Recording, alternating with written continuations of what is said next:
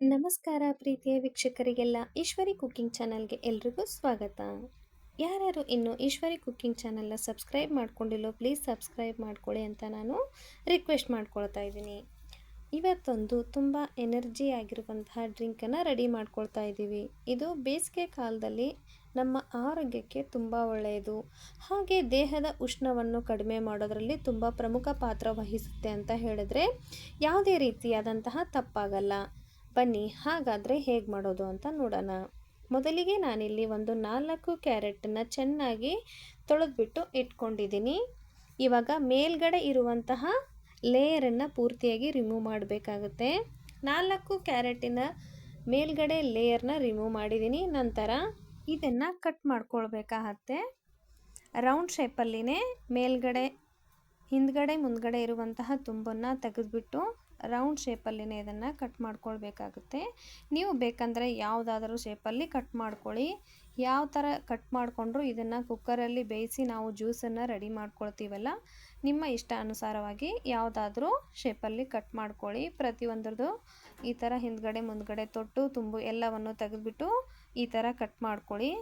ನೋಡಿ 4 ಕ್ಯಾರೆಟನ್ನು ಕಟ್ ಮಾಡಿ ಇಟ್ಟಿದ್ದೀನಿ. ನಂತರ ನಾನಿಲ್ಲಿ ಒಂದು 8ರಿಂದ 10 ಬಾದಾಮಿನ ಇದಕ್ಕೆ ಸೇರಿಸ್ತಾ ಇದ್ದೀನಿ. ಹಾಗೆ ಒಂದು 8ರಿಂದ 10 ಗೋಡಂಬಿನೂ ಕೂಡ ಇದಕ್ಕೆ ಸೇರಿಸ್ತಾ ಇದ್ದೀನಿ. ನಾನು ಇದಕ್ಕೆ ಯಾವುದೇ ರೀತಿಯಾದಂತಹ ಸಕ್ಕರೆ ಮತ್ತು ಬೆಲ್ಲನ ಹಾಕ್ಕೊಳ್ಳಲ್ಲ.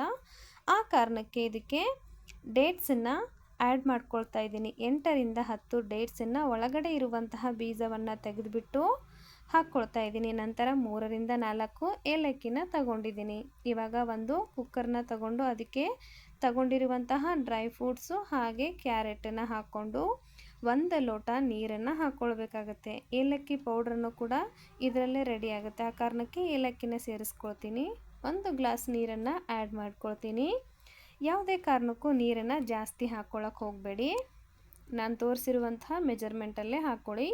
ಕುಕ್ಕರ್ ಲಿಡ್ಡನ್ನು ಕ್ಲೋಸ್ ಮಾಡಿಕೊಂಡು ಮೀಡಿಯಮ್ ಫ್ಲೇಮ್ನಲ್ಲಿ 2 ವಿಸಿಲ್ ಬಂದರೆ ಸಾಕು. ಇವಾಗ ಇದು 2 ವಿಸಿಲ್ ಬಂದಿದೆ. ನಾನು ಓಪನ್ ಮಾಡಿ ನಿಮಗೆ ತೋರಿಸ್ತಾ ಇದ್ದೀನಿ. ಕಂಪ್ಲೀಟಾಗಿ ಡ್ರೈ ಫ್ರೂಟ್ಸು ಹಾಗೆ ಕ್ಯಾರೆಟು ಕೂಡ ಚೆನ್ನಾಗಿ ಬೆಂದಿದೆ.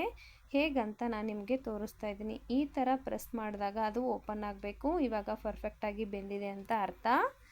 ನಾವಿವಾಗ ಹಾಕಿರುವಂತಹ ಬಾದಾಮಿಯ ಎಲ್ಲ ಸಿಪ್ಪೆಯನ್ನು ರಿಮೂವ್ ಮಾಡ್ಕೊಳ್ಬೇಕಾಗತ್ತೆ. ಹಾಗೆ ಮಾತ್ರ ಹಾಕ್ಲಿಕ್ಕೆ ಹೋಗಬೇಡಿ. ಬಾದಾಮಿ ಆರೋಗ್ಯಕ್ಕೆ ತುಂಬ ಒಳ್ಳೆಯದು. ಫ್ಯಾಟ್ ಲಾಸ್ ಮಾಡೋದರಲ್ಲಿ ಪ್ರಮುಖ ಪಾತ್ರ ವಹಿಸುತ್ತೆ ಇದು. ಆ ಕಾರಣಕ್ಕೆ ನಾವು ಈ ಡ್ರಿಂಕ್ಸಲ್ಲಿ ಇದನ್ನು ಆ್ಯಡ್ ಮಾಡ್ಕೊಂಡಿದ್ದೀವಿ. ಕ್ಯಾರೆಟು ಕೂಡ ಹಾಗೆ ಕಣ್ಣಿನ ದೃಷ್ಟಿಗೆ ತುಂಬ ಒಳ್ಳೆಯದು.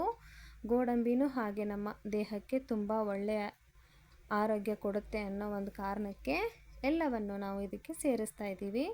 ನೋಡಿ, ಇವಾಗ ನೀರಿನ ಸಮೇತನೇ ಮಿಕ್ಸಿ ಜಾರ್ಗೆ ಹಾಕ್ಕೊಂಡು ಇದನ್ನು ಫೈನ್ ಪೇಸ್ಟನ್ನು ಮಾಡ್ಕೊಳ್ಬೇಕಾಗತ್ತೆ. ನೀರನ್ನು ಯಾವುದೇ ಕಾರಣಕ್ಕೂ ತೆಗಿಬೇಡಿ. ನೋಡಿ, ಈ ಥರ ಗಂಧದ ಥರ ಇದನ್ನು ರುಬ್ಕೊಳ್ಬೇಕಾಗತ್ತೆ. ನೀರಿನಲ್ಲಿ ತುಂಬ ಪೋಷಕಾಂಶಗಳಿರುತ್ತೆ. ಆ ಕಾರಣಕ್ಕೆ ನೀರಿನ ಸಮೇತನೇ ಇದನ್ನು ರುಬ್ಕೊಳ್ಬೇಕು.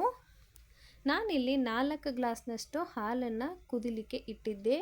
ಹಾಲು ಚೆನ್ನಾಗಿ ಬೇಯ್ತಾ ಇದೆ ಅನ್ನುವ ಟೈಮಲ್ಲಿ ಈ ಪೇಸ್ಟನ್ನು ನಾವು ಆ್ಯಡ್ ಮಾಡ್ಕೊಳ್ಬೇಕಾಗತ್ತೆ. ನೋಡಿ, ಹಾಕಿದ ತಕ್ಷಣ ಕಲರ್ ಕೂಡ ಎಷ್ಟು ಚೆನ್ನಾಗಿ ಬರ್ತಾ ಇದೆ ಅಂತ. ನಾನಿವಾಗ ತೋರಿಸ್ತಾ ಇರೋ ಮೆಜರ್ಮೆಂಟು 4 ಗ್ಲಾಸು ಜ್ಯೂಸ್ ರೆಡಿ ಆಗುತ್ತೆ. ನೀವು ಇನ್ನೂ ಕಡಿಮೆ ಮಾಡಬೇಕಂದ್ರೆ ಎಲ್ಲ ಐಟಮ್ಸನ್ನು ಕಡಿಮೆ ಮಾಡ್ಕೊಳ್ಳಿ. ಜಾಸ್ತಿ ಮಾಡಬೇಕಂದ್ರೆ ಐಟಮ್ಸನ್ನ ಜಾಸ್ತಿ ಮಾಡ್ಕೊಳ್ಳಿ.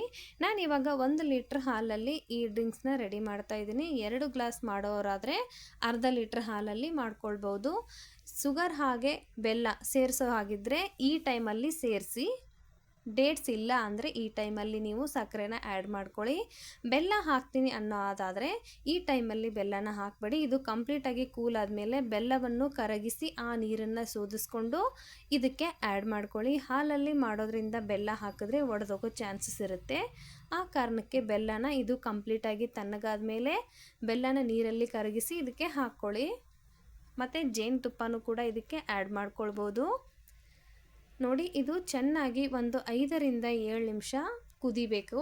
ಇದು ಚೆನ್ನಾಗಿ ಕುದೀತಾ ಇದೆ ಅಂತ ನಿಮಗೆ ಗೊತ್ತಾದರೆ ಆವಾಗ ಇದನ್ನು ಗ್ಯಾಸ್ ಫ್ಲೇಮ್ನ ಆಫ್ ಮಾಡಿ. ನೋಡಿ ಈ ಟೈಮಲ್ಲಿ ಗ್ಯಾಸ್ ಫ್ಲೇಮ್ನ ಆಫ್ ಮಾಡಿ ಕಂಪ್ಲೀಟಾಗಿ ಇದು ಕೂಲ್ ಆಗಬೇಕು. ಹೊರಗಡೆನೆ ಕಂಪ್ಲೀಟಾಗಿ ಕೂಲ್ ಆದಮೇಲೆ ನಾವು 1 ಅವರ್ ಇದನ್ನು ಫ್ರಿಜ್ಜಲ್ಲಿ ರೆಸ್ಟ್ ಮಾಡಲಿಕ್ಕೆ ಇಡಬೇಕಾಗತ್ತೆ. ಟೈಮ್ ಇದ್ದರೆ ನೀವು ಇನ್ನು 2 ಗಂಟೆ ಅಥವಾ 3 ಗಂಟೆ ಆದರೂ ಇಡಬೇಕು. ಈ ಥರ ಚೆನ್ನಾಗಿ ಕಳಕಳ ಅಂತ ಕುದಿಬೇಕಿದು. ಇದನ್ನು 2 ದಿನ ಅಥವಾ 3 ದಿನ ನೀವು ಸ್ಟೋರ್ ಮಾಡಿಬಿಟ್ಟು ಕುಡಿಬೋದು. ಬೆಳಿಗ್ಗೆ ಖಾಲಿ ಹೊಟ್ಟೆಯಲ್ಲಿ ಕುಡಿಯೋದ್ರಿಂದ ತುಂಬ ಬೆನಿಫಿಟ್ಸ್ ಇದೆ. ನೋಡಿ ಇವಾಗ ಕಂಪ್ಲೀಟಾಗಿ ಕೂಲ್ ಆದಮೇಲೆ ನಾನು ಫ್ರಿಜ್ಜಲ್ಲಿ 2 ಅವರ್ಸ್ ಇದನ್ನು ರೆಸ್ಟ್ ಮಾಡಲಿಕ್ಕೆ ಇಟ್ಟಿದ್ದೆ. 2 ಅವರ್ಸ್ ಆದಮೇಲೆ ನಿಮಗೆ ತೋರಿಸ್ತಾ ಇದ್ದೀನಿ. ಕಲರು ಕೂಡ ತುಂಬ ಡಿಫ್ರೆಂಟಾಗಿ ಬಂದಿದೆ. ನೋಡಿ ಎಷ್ಟೊಂದು ಅದ್ಭುತವಾಗಿ ರೆಡಿಯಾಗಿದೆ. ಇದಕ್ಕೆ ನಾನಿವಾಗ 2 ಸ್ಪೂನ್ನಷ್ಟು ಚಿಯಾ ಸೀಡ್ಸನ್ನೇ ನೆನೆಸಿದ್ದೆ, ಇದನ್ನು ಸೇರಿಸ್ತಾ ಇದ್ದೀನಿ. ಚಿಯಾ ಸೀಡ್ಸು ಅಷ್ಟೇ ನಮ್ಮ ದೇಹದ ಉಷ್ಣವನ್ನು ಕಡಿಮೆ ಮಾಡೋದರಲ್ಲಿ ತುಂಬ ಹೆಲ್ಪ್ಫುಲ್ ಆಗುತ್ತೆ. ಹಾಗೆ ವೆಯ್ಟ್ ಲಾಸ್ ಮಾಡ್ಕೊಳ್ಳೋರಿಗೆ ಇದು ಕೂಡ ಒಂದು ಬೆನಿಫಿಟ್ ಇದೆ. ಇದಕ್ಕೆ ಇನ್ನೂ ಏನಾದರೂ ನೀವು ಗೂಂದ್ ಸೇರಿಸೋ ಹಾಗಿದ್ದರೆ ರಾತ್ರಿ ನೆನೆಸಿ ಸೇರಿಸ್ಕೊಳ್ಬೋದು. ನಾನು ಇವಾಗ ಇದನ್ನು ಒಂದು ಗ್ಲಾಸ್ಗೆ ಟ್ರಾನ್ಸ್ಫರ್ ಮಾಡ್ತಾ ಇದ್ದೀನಿ. ಅದಕ್ಕೂ ಕೂಡ ಸ್ವಲ್ಪ ಸ್ವಲ್ಪ ಚಿಯಾ ಸೀಡ್ಸನ್ನು ಹಾಕ್ಕೊಂಡು ಮಾಡಿಟ್ಕೊಂಡಿರುವಂತಹ ಡ್ರಿಂಕ್ಸನ್ನು ಅದಕ್ಕೆ ಸೇರಿಸ್ಕೊಳ್ತಾ ಇದ್ದೀನಿ. ಒಂದು ಸರಿ ಇದನ್ನು ಟ್ರೈ ಮಾಡಿ, ಮನೆಯಲ್ಲಿರೋರು ಎಲ್ಲರೂ ಇದಕ್ಕೆ ಫಿದಾ ಆಗ್ತಾರೆ. ಹಾಗೆ ಪದೇ ಪದೇ ಮಾಡಿ ಅಂತಲೂ ಹೇಳ್ತಾರೆ. ನಾವು ಡೈಲಿ ಟೀ ಕಾಫಿ ಬೆಳಗ್ಗೆ ಕುಡಿಯೋದ್ರಿಂದ ನಮ್ಮ ಹೆಲ್ತ್ ಕೂಡ ಆಫ್ಸೆಟ್ ಆಗುತ್ತೆ. ಈ ಥರ ಕುಡಿಯೋದ್ರಿಂದ ದಿನವಿಡೀ ನೀವು ಎನರ್ಜಿಯಾಗಿ ಇರ್ಬೋದು. ಆ ಕಾರಣಕ್ಕೆ ಎಲ್ಲರೂ ಕೂಡ ಬೇಸಿಗೆ ಕಳೆಯೋಷ್ಟರಲ್ಲಿ ಒಂದ್ಸರಿ ಇದನ್ನು ಟ್ರೈ ಮಾಡಿ. ನೀವೇ ಪದೇ ಪದೇ ಮಾಡ್ತೀರಾ. ಹಾಗೆ ಟೇಸ್ಟ್ ಅಂತೂ ತುಂಬ ಅದ್ಭುತವಾಗಿರುತ್ತೆ. ಯಾವುದೇ ಜ್ಯೂಸ್ ಸೆಂಟರಲ್ಲೂ ಕೂಡ ಸಿಗಲ್ಲ. ಆ ಥರ ಜ್ಯೂಸ್ ಅಂತೂ ನಾವು ಮನೆಯಲ್ಲೇ ರೆಡಿ ಮಾಡ್ಕೊಳ್ಬೋದು.